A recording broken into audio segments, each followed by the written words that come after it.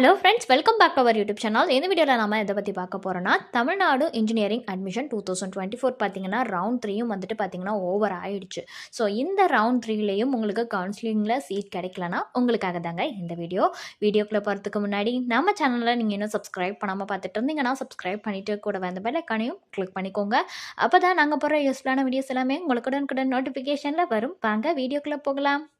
So already சொன்ன மாதிரி TNEA, அதாவது தமிழ்நாடு இன்ஜினியரிங் அட்மிஷன் 2024க்கு பார்த்தீங்கன்னா ஃபஸ்ட் ரவுண்ட் 1 கவுன்சிலிங் முடிஞ்சிச்சு. அப்புறம் ரவுண்ட் 2 வந்துட்டு ஓவர் ஆச்சு. நேற்று பார்த்தீங்கன்னா ரவுண்ட் 3 வந்துட்டு கம்ப்ளீட் ஆயிடுச்சு.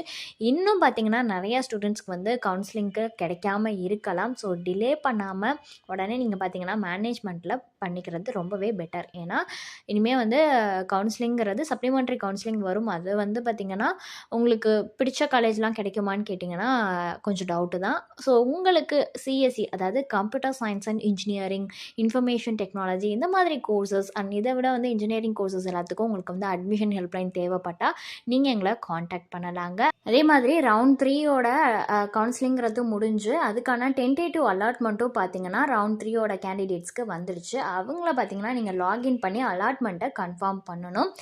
பிஃபோர் 27/8/2024 5 PM முன்னாடி வந்துட்டு நீங்கள் இந்த ப்ராசஸை முடிச்சிருக்கணும். இன்கேஸ் நீங்கள் இந்த அலாட்மெண்ட்டை கன்ஃபார்ம் பண்ணலை அப்படின்னா ஸோ இது வந்து கேன்சல் பண்ணுறதா வந்து அவங்க கன்சிடர் பண்ணிக்குவாங்க. ஸோ இதை வந்து ப்ராப்பராக பார்த்து பண்ணிடுங்க. ஓகேங்களா?